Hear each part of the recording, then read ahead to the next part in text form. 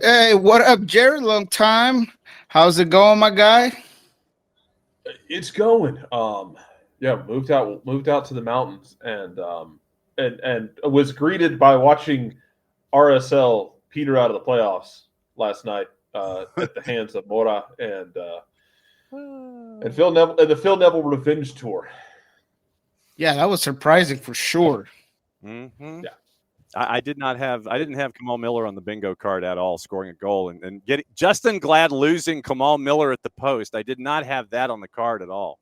at least No, Justin actually put a shot on frame and scored off the first time in 2 years. So there's that. That too. Yes, that too.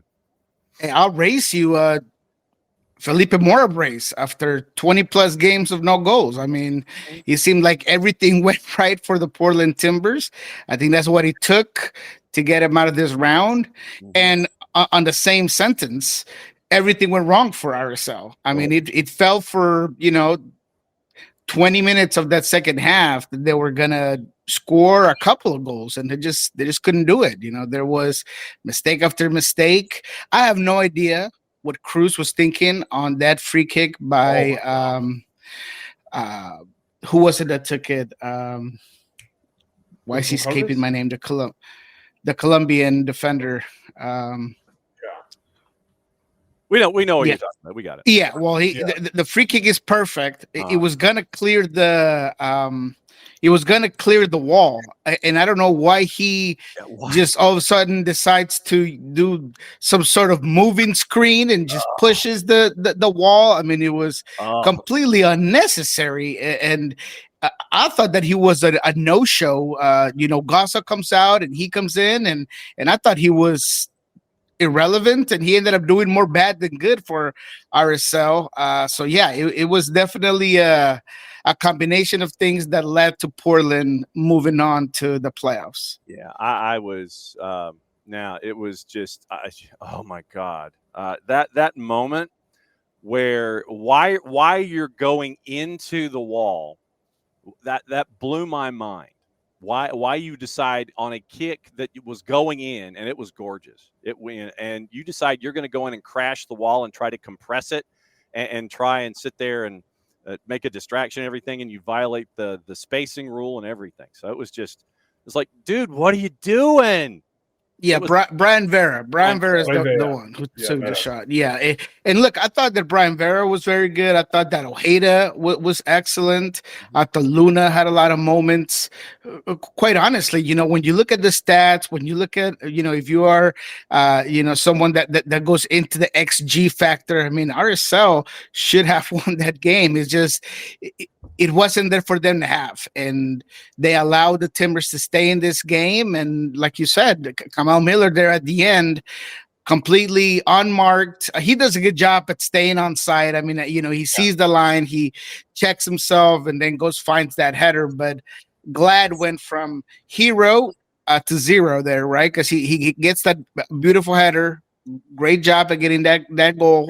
That 2-1 that kind of gave ourselves some momentum and some life. But then, man, that last play is just unacceptable.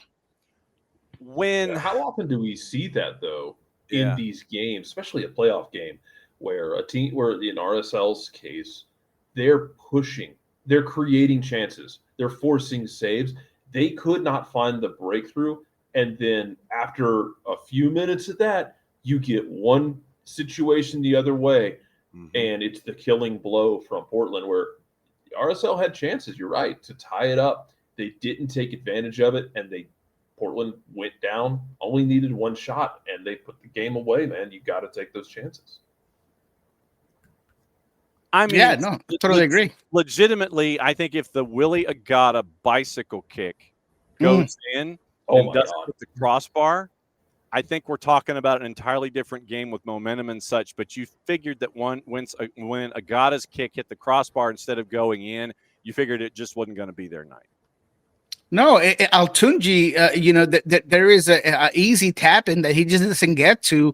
He doesn't anticipate that pass. Was clear where it was going to go, and he just doesn't get to it at all. Like, just not quick enough. There was just a lot of moments for RSL where it just felt like it wasn't going to happen. I mean, those two disallowed goals, both fair, but one very unnecessary and just dumb, to be quite honest, lack of a better word. But yeah, I thought RSL deserved a little bit better. And as much as the Timbers army and the atmosphere was there, I continue to think that the Timbers are very sporadic and irregular in their play. I mean, look, I'm happy for Felipe Mora, and I've always thought that he should be the 9, and I think that one of the problems that Phil Neville has had in Portland has been that rotating door of people at certain positions, including the 9. But look, the goals were there was a little bit of luck involved, man. I mean, I don't know, because he just had, a daughter, I believe he had, and it was just the moment. But there's a ricochet on both of those goals. He just felt like he had a magnet stuck to his foot that just kept pulling the ball his way. But yeah, man, I mean, I think that we can all agree that it wasn't impressive from the Portland Timbers, but hey, sometimes that's what it takes to get into the playoffs, and sometimes that makes you dangerous. Yep. Jarrett found the quote from KSL's Caleb Turner from Pablo after the match. Quote, Brian Vera's free kick waved off. Quote, that is not something we work on. That was ad-lib, man, and it was a bad moment to ad-lib, especially when the ball hit the back of the net. And if there's one guy you don't need to really move the wall for, the wall is going to move, it's Brian Vera. So you end up with Pablo with one and done. I want to go to the East a little bit. And like I said, it was something we talked about in hour number 1, but I want to get both of your thoughts on this as well. Niko, let me start with you. Oscar Pareja, and I know this is something that your friends at Pulso Sports were lighting up in the tease with you coming in. Oscar Pareja went back to old Oscar Pareja for the purple team at the worst possible time. This season, instead of doing that even-keeled thing where everything's cool and you make your run in the postseason, you go back to how it was. You hit a marker, and then you just kind of do the slow fade. And it's just kind of like one of these. You can just kind of see everything just fading away in the sunset. And the purple team wins 1 out of 8 to wrap up the season. Then you have the moment that you had, or the match that you had last night in Bridgeview, which was a clunker. And we went over the stats there as well, where I think Chicago had like 78 shots and 59 of them were on target last night. Does this mean that Oscar has worn out his welcome in Orlando? Because I imagine there's going to be a lot of thought about Oscar in the future, where you have that fade, you come crashing in, you were 4th, you come into the playoffs at the 9, and you put up a clunker in Bridgeview. What do you think? This is a very touchy subject, because I feel like there have been a lot of shots fired towards Oscar Pareja, and rightfully so. Look, I was the first one to say, as I'm watching this game, a game that I thought that Oscar was going to plan differently, a game where I thought that Martin Ojeda was going to step up and be that MVP that he is, that Maguire was going to be a guy that we all know what he can do when he's on. But the reality is that it was an embarrassing performance by Orlando City. They never had control of the game. They didn't have possession. They weren't creative. There wasn't transition moments. There wasn't even fight or character or response. That's what you at least expect out of an Oscar Pareja team. It almost feels like the team gave up on him at a certain point of this game, and Chicago just took advantage of it and never let him get up. But two things can be true.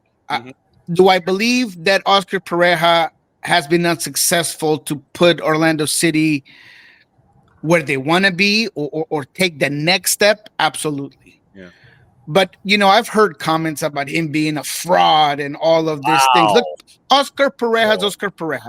And Oscar's never sold himself as this genius tactician that's going to make your franchise this entertaining soccer. Oscar Pareja specializes on lifting programs from the ground and making them relevant. And I thought he did that in Orlando. Gives them their first trophy, right? Sure, it's a U.S. Open Cup, but he did it. I think he did it in Dallas. I think he's a guy that eventually will be in a Ring of Honor or a Hall of Fame for Dallas. Shoot, maybe even for Orlando City. But the reality is that he has always been true to his form, to his ideology, to his way of handling teams. So the word fraud to me is unnecessary and inaccurate. But I do think that there is a clear criticism of Oscar Pareja just being unable to create a team, regardless of how good it is, because I think this comes into the picture, right? Orlando City on paper is a great team. And Oscar had all the resources that he could possibly want. He got Muriel, and he got Pulisic, and he kept Maguire, and went and got Angulo, went and got Atuesta. I mean, everything he's wanted, he's kind of got. He's called this his most talented team, and you're unable to not just reach the mountain, but you go on a 10-game winningless streak, or I think you get one win in those 10 games, and then you drop from 4th to 9th, and you have to play this game. And now in this game, your team doesn't come out and perform.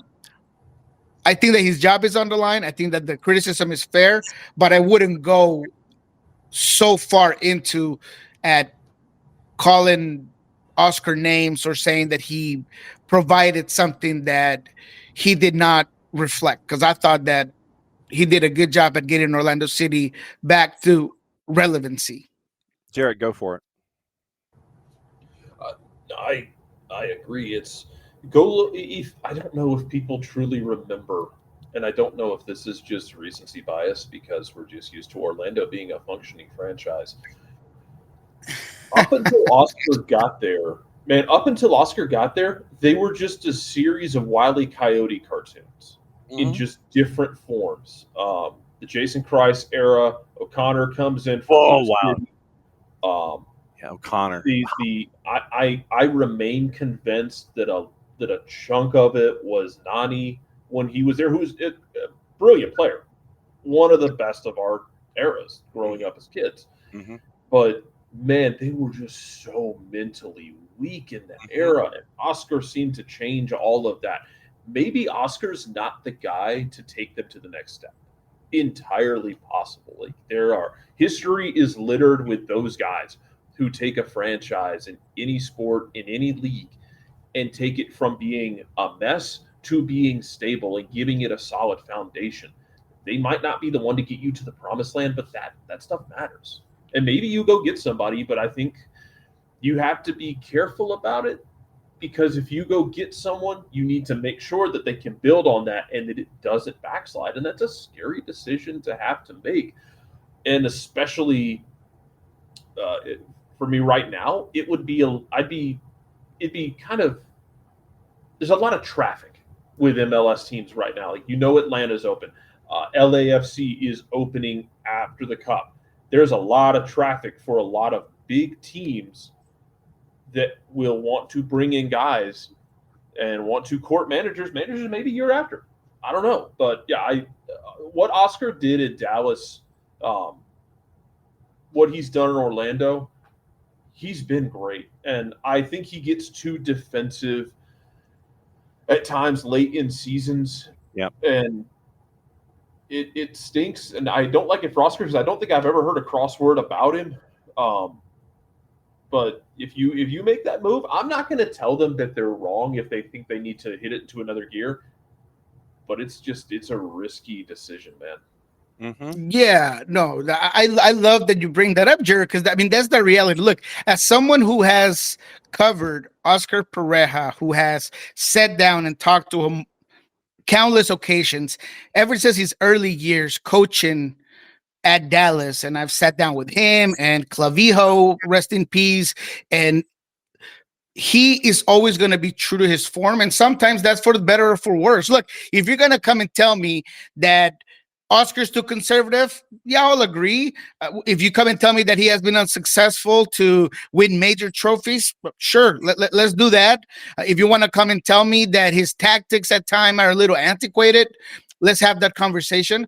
But don't tell me that he isn't a good coach or that he was a complete failure in Orlando, because I would absolutely disagree. For everything that you just said, Orlando had been a mess, and Dallas was nothing before Oscar Pereira. Well, not nothing, but they had been for a long time not quite relevant until he got there and made him relevant. So I just have a hard time with people who are way too radical when talking about a head coach that I know is passionate about the game, that is extremely qualified, that goes out there and gives 110% every single time he's leading a team. Whether that works or not, it's fine. Whether it was a bad decision to let Ramiro Enrique walk and, you were going to depend more on Muriel, who you thought was at a certain form, but then it wasn't. And, you were hoping that Maguire was a certain guy, but then he wasn't. And you had problems with some injuries. I'm not saying that's why he failed this year. I think that there's more to it than that. But at the end of the day, Oscar Pereira went out there, he did a job, and he was just unable to reach it. But don't come and tell me that the guy is a fraud or that the guy should be put in soccer jail for absolutely no reason. Yeah, that's a load of bunk, and that's the terminology that I will use. I know that we have to discuss the injury to Pedro de la Vega and what that means, because you've got a series coming up against the Loons on Monday, I think is match number 1. Jarrett brought up a topic of a series that starts sooner than that one. So let me go to this topic, and then we'll go to Seattle. And it has to do with what's possibly going on in San Diego.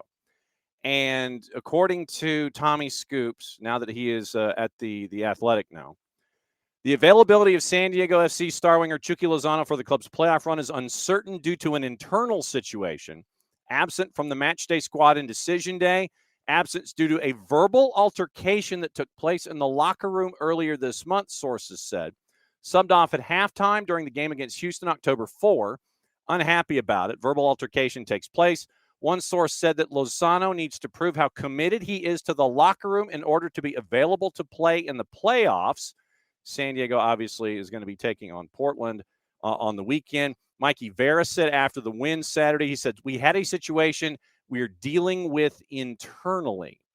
And so in addition to the idea of possibly signing Luca de la Torre on a permanent, you got Chucky Lozano and all of this drama. Niko, not something that you need heading into your first playoff series as an expansion club.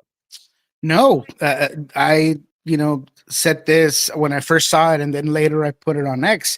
This could have major implications, because when you look at a San Diego team that depends so much on what those talented wingers do, and that after deciding not to keep Milan Ilowski, you lost that firepower and that finishing in the final third.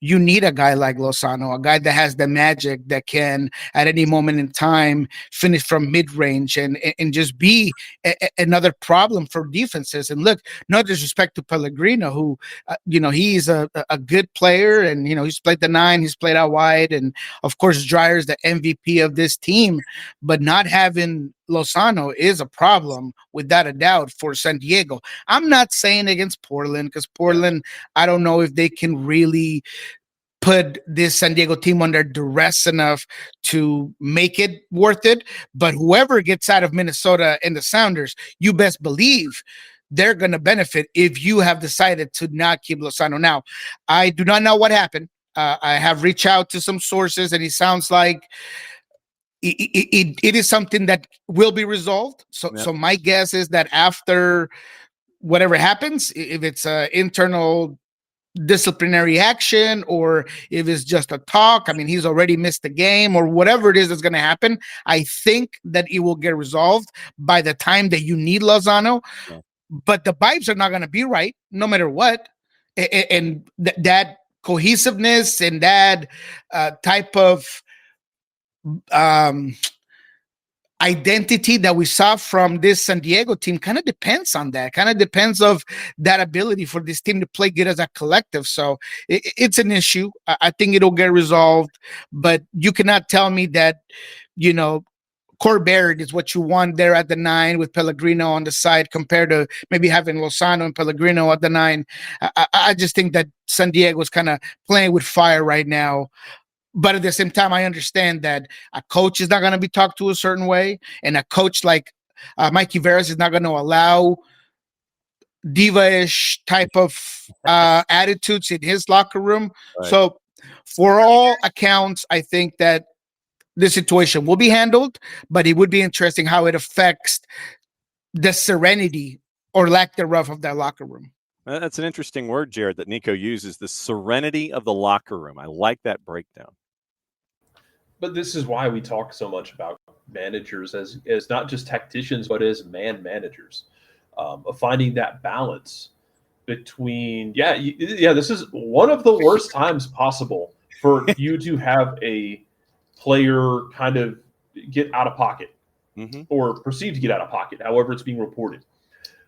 But you can't let this kind of thing go if you're the manager. And if it makes this 3-game playoff against Portland tricky now, but in doing so, you establish a hard line in the sand and you are establishing a culture, then sometimes you have to take a half step back to keep moving forward. And it's important to not let a player dictate everything like that. And if they're going to cause problems, you have to treat them all the same. Now that doesn't mean you're a hard ass with everybody. You don't want to be Bud Kilmer with everybody. Like, every player needs to be, you treat them differently to get the most out of them. Right. But on the discipline side of things, you can't let somebody rock the boat right before the playoffs. And it's a tricky situation. And it's that manager side of things is one of the reasons you pay for a good manager. All right. I've delayed long enough. We have to discuss the playoff series that is happening on Monday for the start. And it is the late one. It is 9-ish. So my guess is like 9:20 Eastern time. Minnesota, Seattle, the 4-5. And news came out late last week, Niko, about Pedro de la Vega. And it's 6 to 8 months in recovery for a fractured patella. Those are not words that you really want to have in any sentence at any time.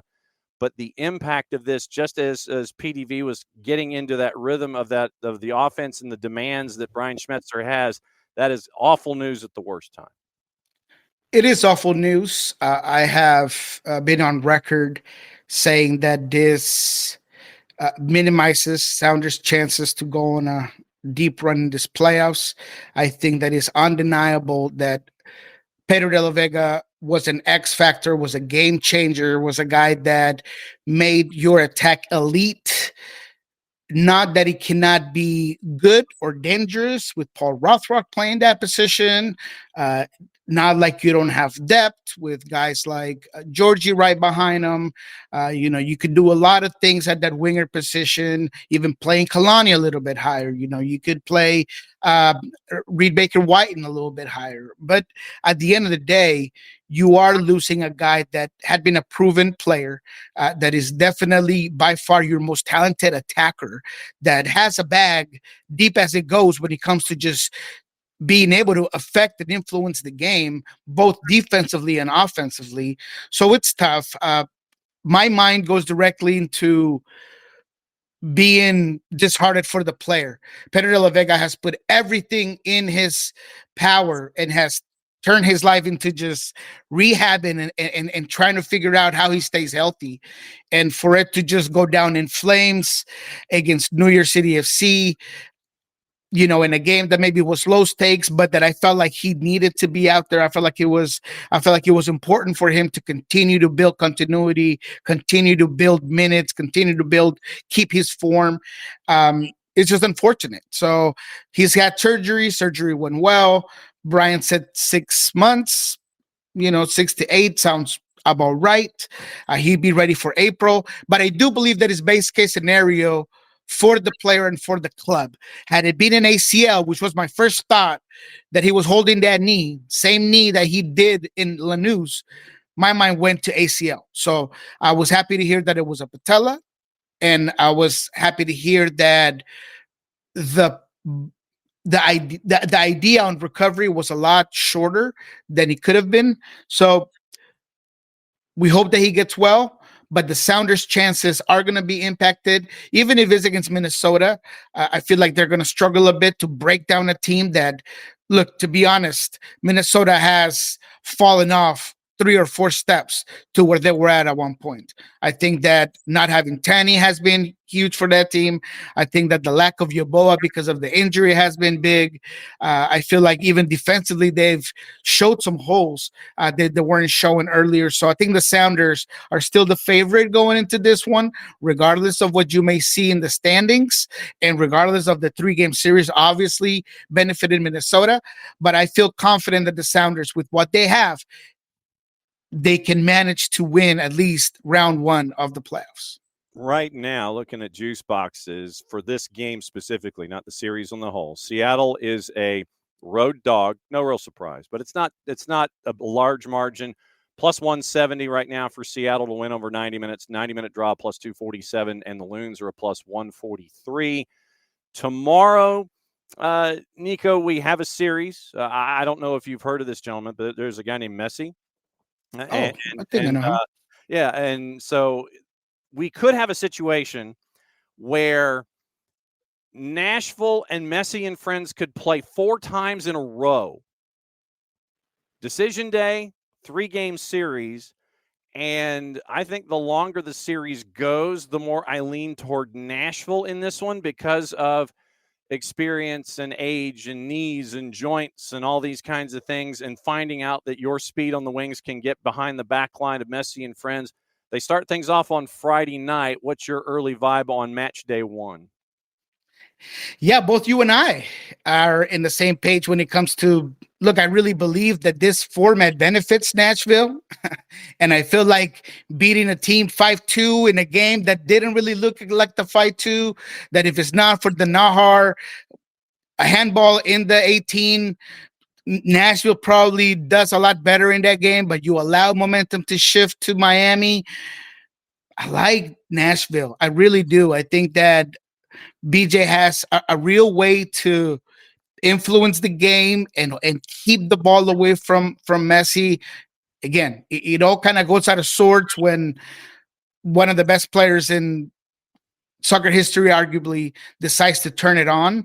But I do think that because of the amount of minutes, because of the amount of familiarity between these two teams, I really do believe that Nashville has more weapons to break down and expose Inter Miami than vice versa.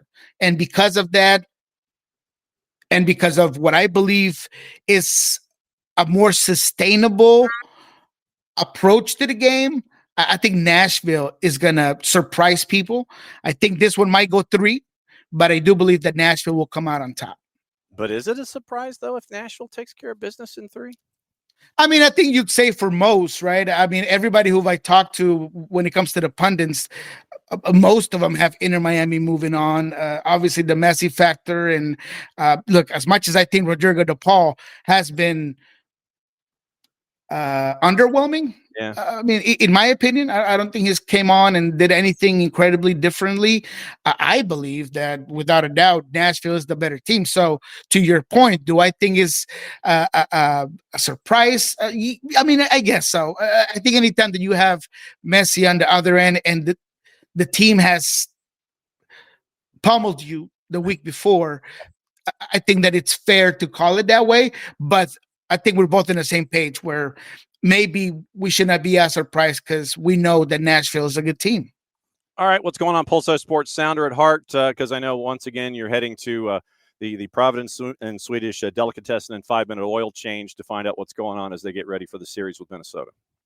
Yeah, we got a lot of stuff going on. Obviously, I mean, if you want to find out what Brian said, what Jordan Morris said to us yesterday, who oh, by the way, told us how important it was for him to get that goal in New York. Mm-hmm. One of the positives that did come out of that game was Jordan Morris getting that monkey off his back when it comes to not being able to put the ball in the back of the net after his injury recovery. You can check that out at Pulso Sports. We're going to be on Love and Scorchers later on tonight. I believe it's 7:00. We're going to do a nice little round table with Jeremiah and Noah and Ari. We're going to be talking about the playoffs. We're going to be talking about the Sounders. So go ahead and check that out. At Pulso Sports, I'll be putting out a video about my ballot for the awards, MLS End of the Year awards, although I don't really have a ballot because MLS doesn't think I'm good enough to have a vote, but I'm still going to go ahead and do it. And I'm going to put that video out there. So yeah, a lot of stuff coming up. Of course, Friday, we're going to have what we learned this week with Jeremiah O'Shan, breaking down the week that was of training. And then on Monday, Love and Scorchers kickoff with Ari Lillenwall, where we break down what happened during the weekend. And obviously we have the game on Monday night. So you're going to have to wait to see what happens with the Sounders till later that day. And we will recap it all again when we reconvene here at the same time again next week. As always, my friend, great to see you. We'll catch up with you next week as we are now full-blown into MLS Cup playoffs. Great to see you and have a safe weekend. Thank you, John. Jared, my guy. It's good hearing you, my man. And SDH family, always happy to be on. All right. We will catch up with you in a week's time.